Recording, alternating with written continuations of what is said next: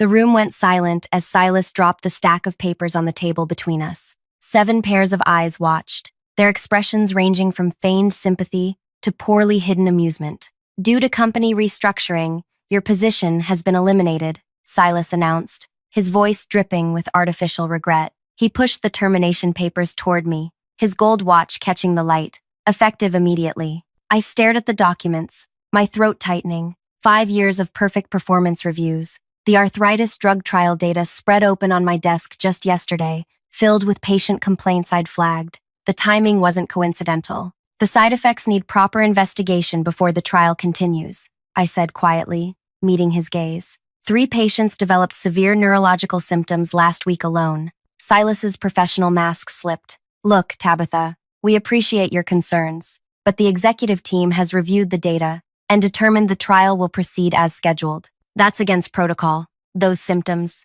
Let me be clear, he interrupted, leaning forward. You don't have the money to challenge us. Laughter rippled around the table. My cheeks burned as I recognized faces from the executive floor, people I'd only seen in company-wide meetings, now witnessing my humiliation. Our legal team handles dozens of disgruntled ex-employees yearly, Silas continued. Each walks away with nothing but attorney bills. Save yourself the trouble. I gathered my termination papers with steady hands, folded them precisely, and tucked them into my bag. Security will escort you to collect your personal items, Silas added, already turning toward his laptop, dismissing me. As I stood, our eyes met one final time. I smiled. His smug expression faltered, just slightly. Before I continue this story, if you're enjoying it so far, please take a moment to like this video and subscribe to the channel. It really helps more people discover these true stories of workplace justice. Drop a comment if you've ever witnessed a company trying to silence someone for doing what's right. Now, let's get back to what happened after I was escorted from the building. My name is Tabitha, and until 3 weeks ago, I was the senior clinical trial coordinator at a pharmaceutical company developing a new arthritis treatment. I'd built my career on meticulous attention to detail, which is why the patient reports had alarmed me so deeply. What had begun as a promising treatment had started producing disturbing side effects midway through the trial. I should explain that clinical trials aren't just about whether a drug works. Safety is paramount. When patients began reporting severe headaches, vision disturbances, and memory issues, I knew something was wrong. These weren't listed among expected side effects, and the pattern was troubling. The morning after I submitted my formal report requesting trial suspension pending investigation, my access badge stopped working. That's how I found myself being marched out by security, carrying a small box of desk plants and family photos, while colleagues peeked from doorways. Rain pattered against my windshield as I sat in the parking lot, trying to process what had happened.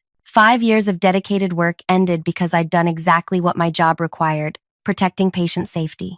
The termination paperwork cited position elimination while carefully avoiding mention of my safety report filed just 18 hours earlier. I drove home in a daze, wondering how I'd make next month's mortgage payment. Single and supporting my grandmother in assisted living, I couldn't afford prolonged unemployment. But beneath the panic, something else burned: determination. My apartment felt emptier than usual that evening. I poured a glass of water and sat at my kitchen table, staring at my termination papers. I thought about the patients in the trial, ordinary people with arthritis who'd trusted us with their health, people who were now experiencing frightening neurological symptoms, while the company rushed toward FDA approval. What happened next wasn't an emotional reaction. It was calculated precision. I opened my laptop and created a detailed timeline of events leading to my termination. Each safety concern I'd raised, each patient report, each meeting where I'd been told not to overreact. I included dates,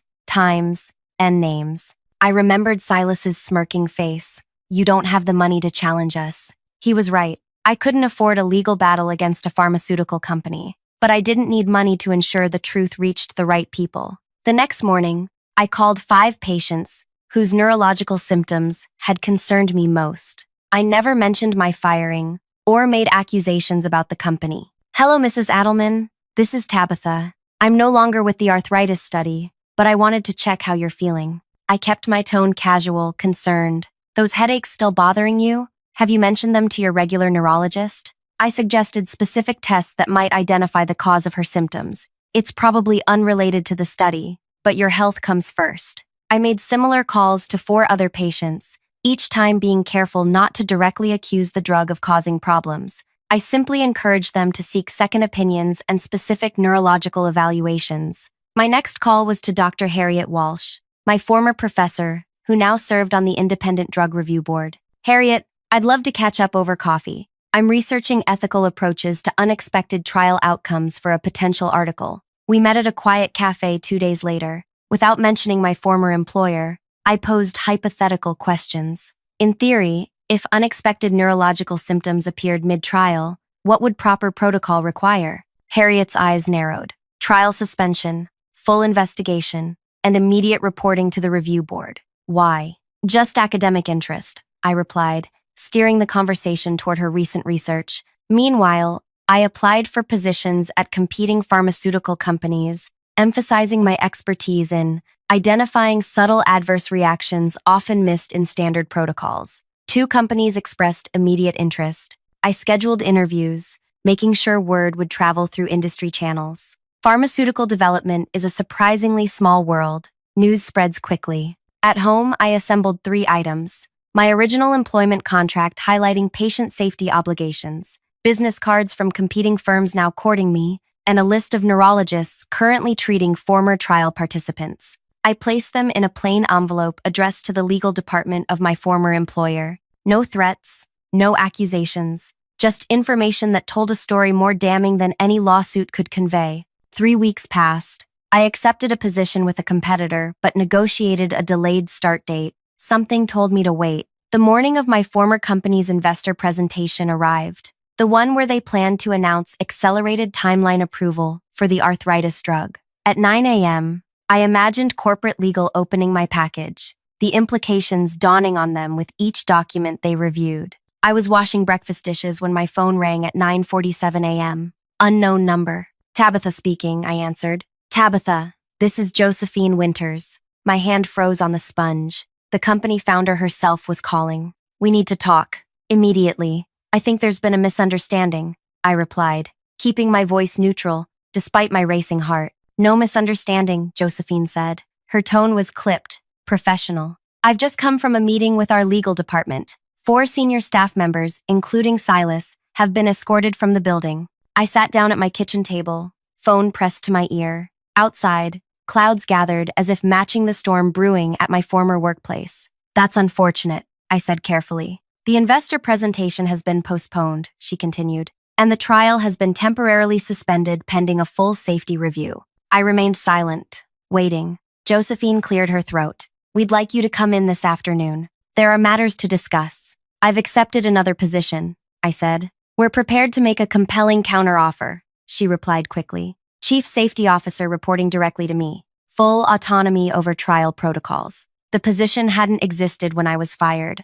I thought about declining, about walking away completely, but the patients in that trial deserved someone who would prioritize their safety. I'll hear what you have to say, I finally answered, but I make no promises. 2 o'clock, she said, relief evident in her voice. My private office entrance. I spent the next hour researching wrongful termination settlements, determining what my silence might be worth to them. Then I dressed carefully in a navy suit I'd purchased for interviews, not the one they were used to seeing me in. Walking back through those glass doors felt surreal. The receptionist's eyes widened upon seeing me. She hurriedly made a call, then directed me to the executive elevator, one I'd never been permitted to use before. Josephine's assistant met me as the doors opened, escorting me past curious onlookers to the founder's corner suite. People stared openly. News traveled fast. Josephine stood as I entered, extending her hand. Thank you for coming, Tabitha. 2 other people sat at her conference table,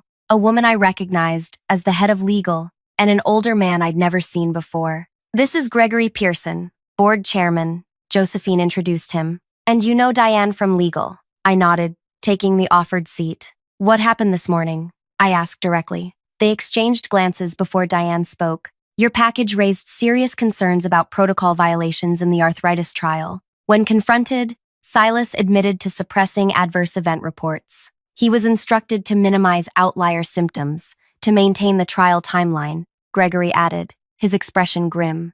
3 other executives were involved. The neurological symptoms? Real, Josephine confirmed. and more widespread than your initial reports suggested. Silas had staff reclassifying them as unrelated to treatment. My stomach tightened. How many patients? 17 confirmed cases so far, Diane said. We're contacting everyone for additional screening. I thought about the 5 patients I'd called, just the tip of the iceberg. 17 people had experienced potentially serious side effects, while the company actively concealed the problem. Why am I here? I asked. Josephine slid a folder across the table. First, this is our formal acknowledgement of wrongful termination. It includes reinstatement with back pay, a significant compensation package, and a public statement clearing your professional reputation. I opened the folder, scanning the details. The settlement figure made me blink. Second, she continued, we're creating a new executive position, Chief Safety Officer, with direct board reporting lines,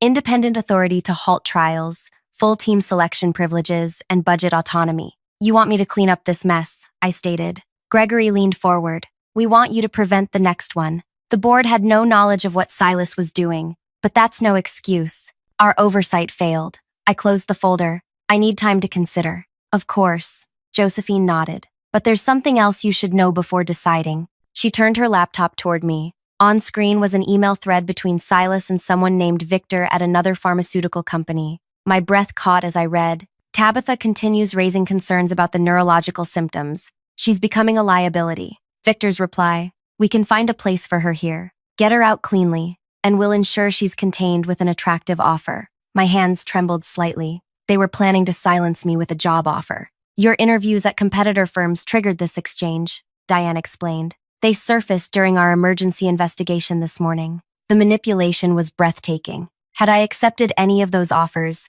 I'd have unknowingly walked into a trap, placed somewhere harmless, bound by non-disparagement agreements, effectively neutralized. The industry needs people with your integrity, Gregory said quietly, rare as it may be. I stood, taking the folder. I'll give you my decision tomorrow. Josephine walked me to the door. For what it's worth, I believe you did exactly what any ethical coordinator should have done. Then why didn't anyone listen when I first reported it? I asked. She had no answer. Leaving the building, I felt hollow despite my apparent victory. 4 executives fired, a generous settlement offer, and a prestigious new position. Yet 17 patients had suffered while I was being laughed out of Silas's office. The weight of it all crashed down as I reached my car. I pressed my forehead against the steering wheel and finally allowed the tears to come, not from relief or vindication, but from the knowledge that this happened everywhere, all the time. My hands shook as I started the engine. My phone rang just as I pulled into my apartment complex. Unknown number. Hello? Tabitha? This is Victor Nash, from Principal Pharmaceuticals. My pulse quickened. Victor, the same man from the emails who had arranged to contain me. I understand congratulations are in order, he said smoothly. Quite the promotion you've secured. News traveled fast indeed. How did you hear about that? Our industry is small, he chuckled. I actually called to see if you'd consider a better offer. Chief Research Director at Principal. Twice what they're offering you to stay. My mind raced. They still wanted me neutralized. That's very generous, I replied carefully. Can we meet to discuss details? Wonderful. He sounded genuinely pleased. Dinner tomorrow? The Oaks at 7? Perfect, I agreed, ending the call. Inside my apartment, I sat at my kitchen table, staring at the settlement papers. The company believed this was over. A few sacrificial executives, a payout, and a new position for the troublesome coordinator. Problem solved. But I kept thinking about those 17 patients, about how easily Silas and his team had hidden their symptoms, about Victor, still trying to silence me with a job offer after everything that had happened. How many other trials had been manipulated? How many other patients were suffering unknown side effects while companies rushed drugs to market? One company cleaning house wouldn't fix a broken system. My phone buzzed with a text from Josephine. Board is eager for your decision. Can increase offer by 15% if helpful. I set the phone down without responding. Money had never been my motivation, and now even the prestigious position felt like a consolation prize. The arthritis drug would be properly evaluated now, but what about all the others? I opened my laptop and navigated to my email. There, drafted but unsent, was a message I'd prepared days earlier, but hadn't had the courage to send. It was addressed to Dr. Harriet Walsh and included a detailed account of what I'd observed in the trial, with patient case numbers, not names, and dates.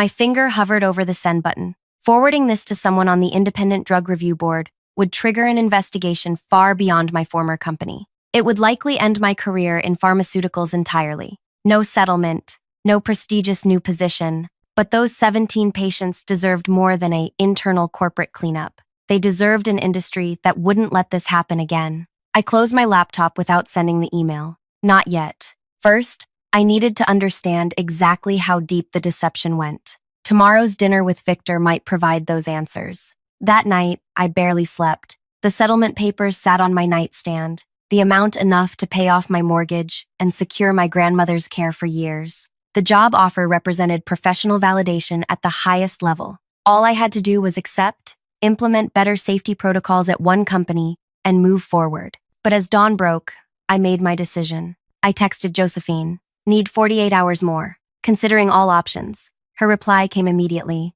"Of course. Position remains open exclusively for you." That evening, I dressed carefully for my dinner with Victor, choosing an outfit that projected confidence but not wealth. I arrived at the Oaks 10 minutes early, requesting a quiet corner table. Victor arrived precisely at 7, tall and polished in an expensive suit. He smiled broadly, extending his hand. "Tabitha, a pleasure to finally meet in person." His grip was firm, his charm immediate. I understood instantly why he'd been chosen to handle me. Where Silas had been openly dismissive, Victor radiated respect and appreciation. "I've reviewed your work on multiple trials," he said as we settled into our seats. "Your attention to anomalous patient responses is exceptional." "I take patient safety seriously," I replied. "As do we all," he agreed smoothly. "Though sometimes overzealous executives can lose perspective when deadlines loom." Our server arrived with water and menus. Victor ordered an expensive bottle of wine without consulting me.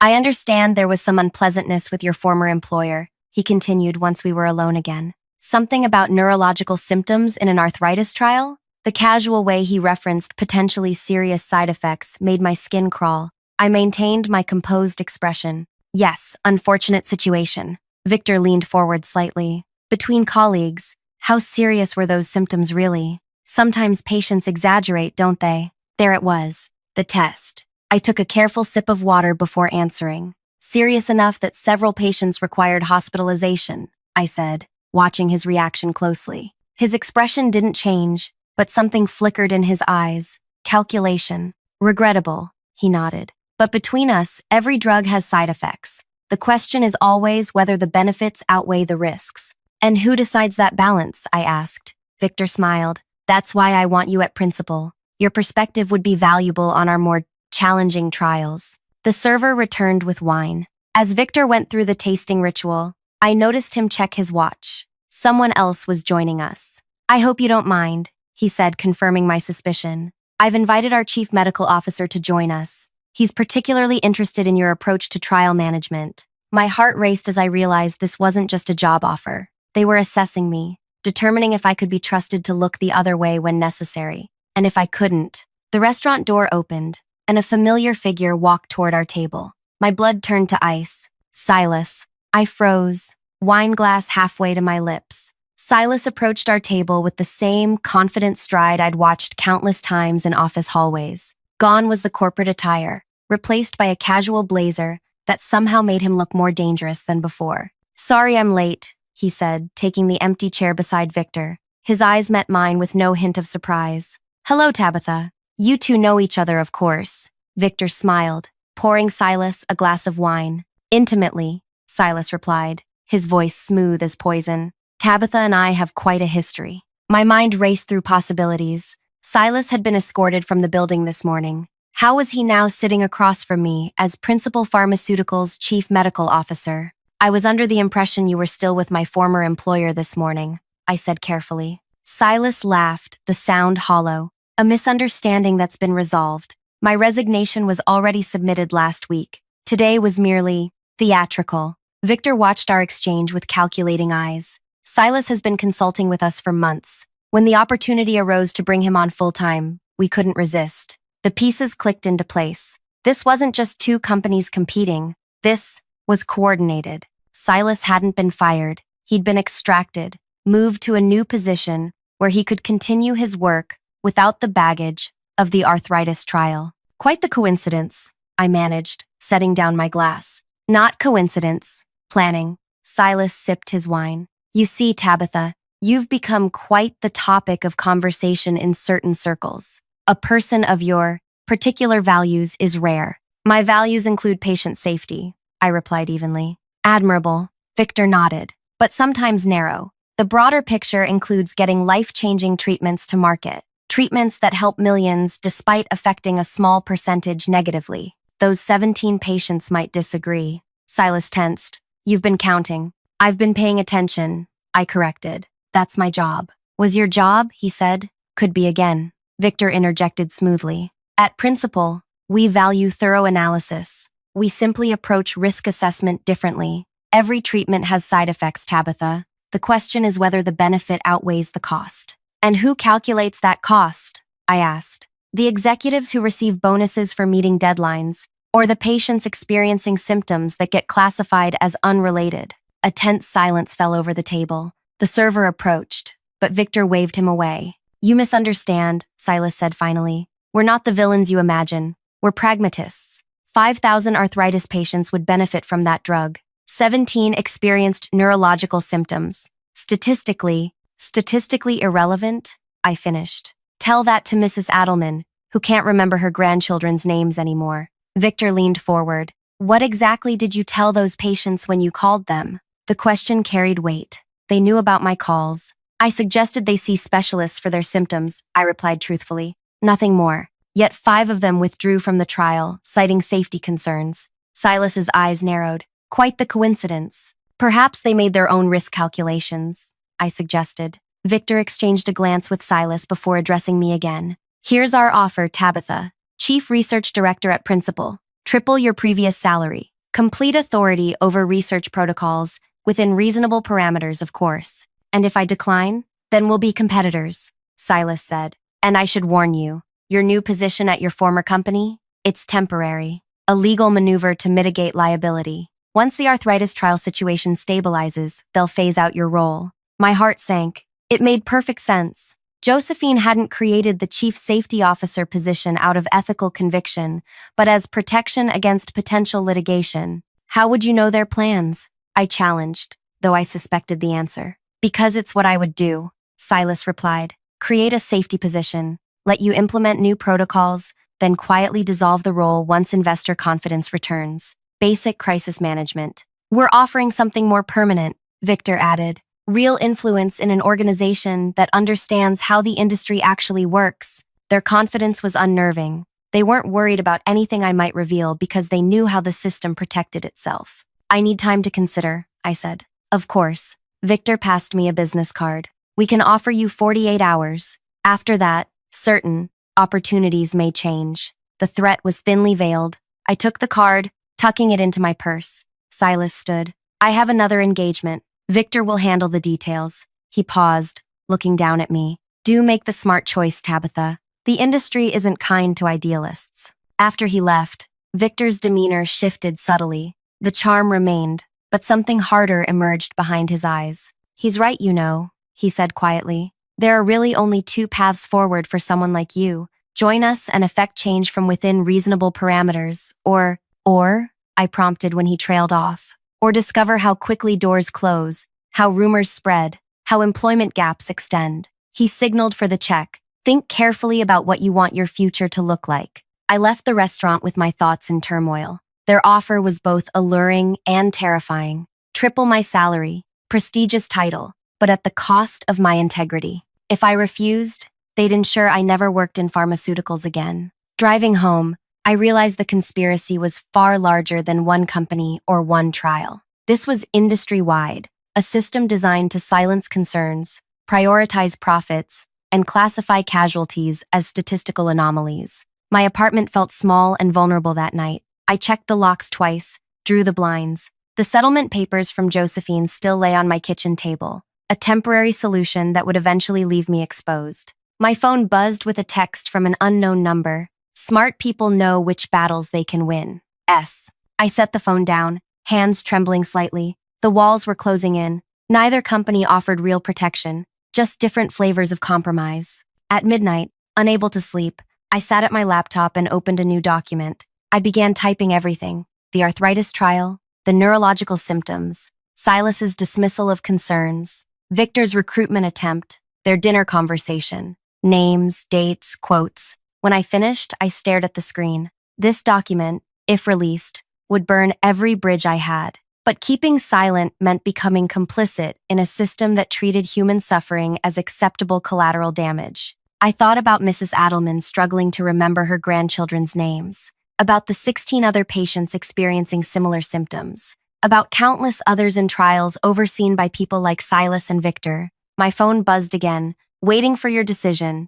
Position remains open exclusively for you. J. Then, moments later, another message. Our offer expires tomorrow night. Choose wisely. V. Both companies believed they had me cornered, forced to choose between two compromised positions. Neither anticipated what I would actually do. I reached for my phone and dialed a number I hadn't used in years. Health Department Special Investigations Unit, answered a gruff voice. My name is Tabitha, I said, my voice steadier than I expected. I need to speak with someone about pharmaceutical trial manipulation. Multiple companies, multiple trials. Hold, please. As I waited, I opened my email and attached the document I'd just created. The cursor hovered over the send button, ready to deliver it to the Independent Drug Review Board, 5 major news outlets, and patient advocacy groups. A new voice came on the line. This is Investigator Reynolds. I understand you have information about clinical trial irregularities? I took a deep breath.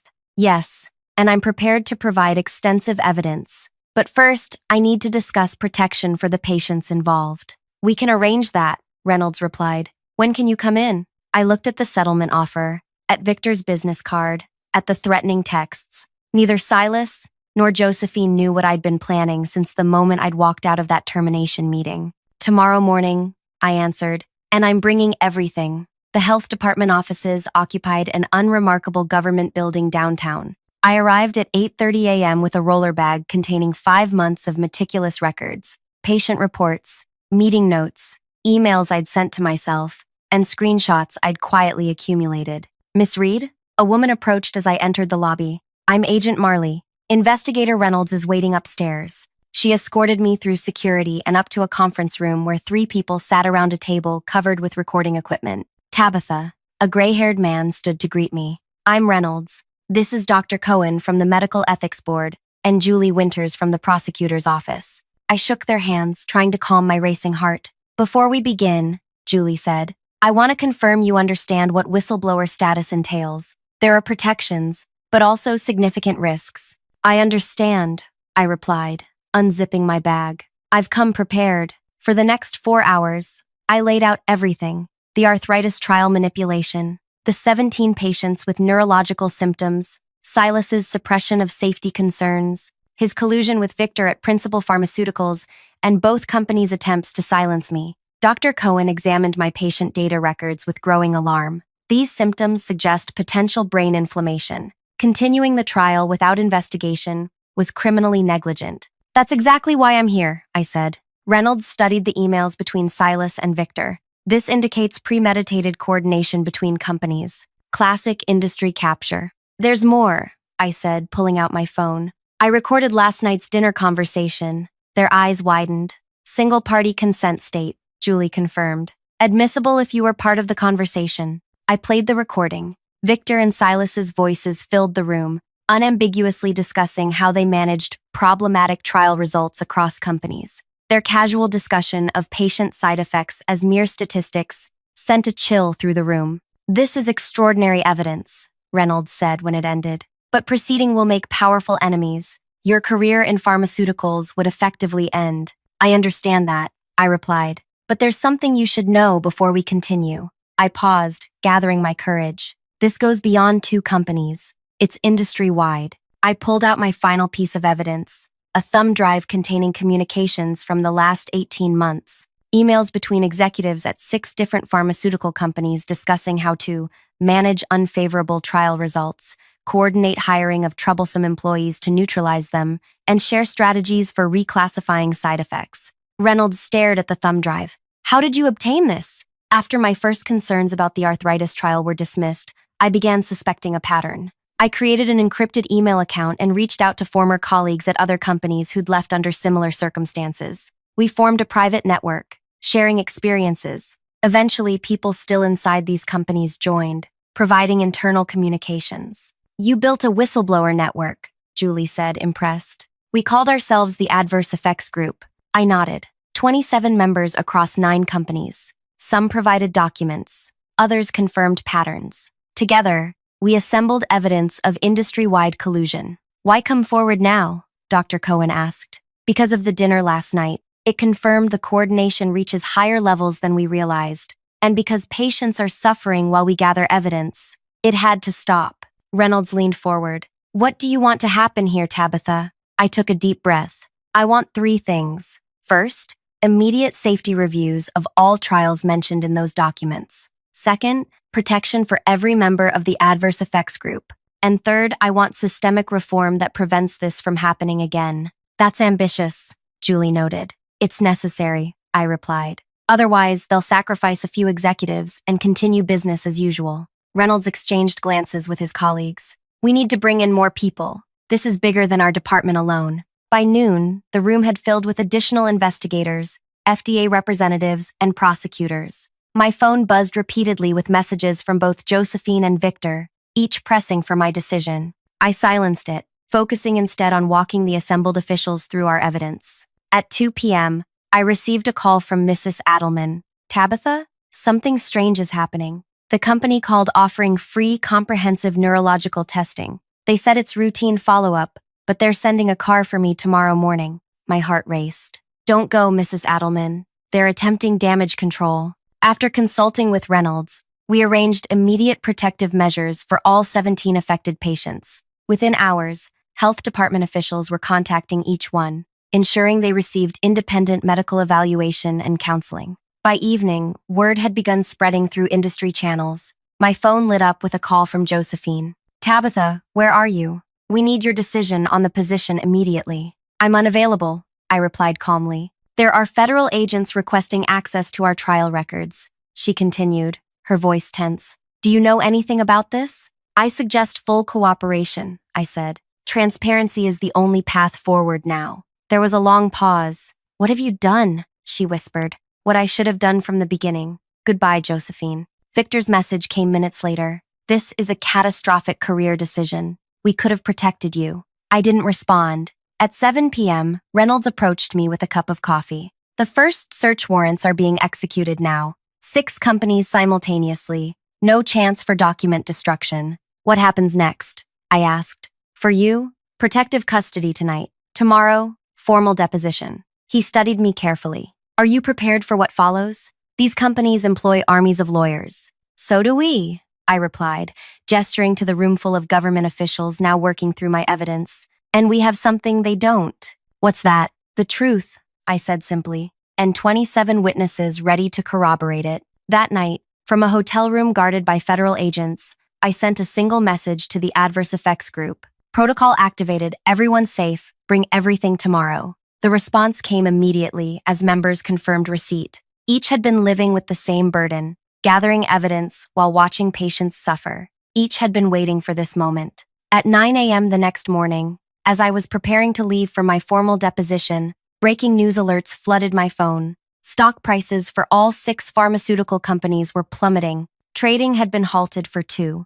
The headline on the financial news network read, Major pharmaceutical companies face federal investigation over trial manipulation. By noon, the story had exploded across all media channels. Early reports mentioned coordinated whistleblowers and systematic patient safety violations. The public response was immediate and furious. At 2 p.m., I sat beside Julie Winters as she addressed a room of reporters. Today, the largest pharmaceutical whistleblower case in history was filed with 28 individuals providing coordinated testimony and extensive documentation. The investigation spans 6 major companies and dozens of drug trials. Patient safety was knowingly compromised for financial gain. A reporter called out, "Is it true one of the whistleblowers was fired for raising safety concerns, then offered positions at multiple companies to keep quiet?" Julie glanced at me. We had agreed I would remain anonymous for now. We can confirm attempts were made to silence several whistleblowers through various means, she replied carefully. When the press conference ended, Reynolds showed me the preliminary reports. Silas had been arrested while attempting to board a private flight. Victor was being questioned. Josephine had already offered full cooperation in exchange for leniency. The executives understand they're facing criminal charges, Reynolds explained. They're starting to turn on each other. 6 months later, I sat in a federal courtroom, watching Silas and Victor enter guilty pleas. The terms required full testimony against higher executives, permanent industry bans, and substantial financial penalties. The 17 patients from the arthritis trial had filed a separate civil suit that would likely consume whatever assets the executives had left. Outside the courtroom, I met with the other members of the adverse effects group, pharmaceutical professionals who had risked everything to protect patients. Together, we had formed a nonprofit organization dedicated to clinical trial integrity, funded partly by whistleblower reward payments, and staffed by industry veterans committed to reform. Mrs. Adelman was there too, serving on our patient advocacy board. Her neurological symptoms had stabilized with treatment, though some effects were permanent. "Worth it," she told reporters, "if it prevents others from experiencing worse." As I walked down the courthouse steps, a young clinical trial coordinator approached me. "I started my job 3 months ago," she said nervously. "I've been asked to reclassify some concerning cardiac symptoms as unrelated to treatment. Your story inspired me to come forward." I handed her my card. "Call me tomorrow. We'll help you document everything." The pharmaceutical industry had believed their system impenetrable, that people like me could be fired, silenced, bought, or discredited. They never imagined we would find each other, build a network, and wait for precisely the right moment to act together. They were right about one thing. I didn't have the money to challenge them alone, but I had something far more powerful. 27 colleagues with the same evidence, the same experiences, and the same commitment to patient safety. That was the revenge they never saw coming. If this story resonated with you, please take a moment to like, share, and subscribe. Your support helps more stories of corporate accountability reach people who need to hear them. Have you ever witnessed wrongdoing in your workplace? Comment below about how you handled it or what you wish you'd done differently. Remember, sometimes the most powerful thing you can do isn't fighting alone. It's finding others who share your values and standing together.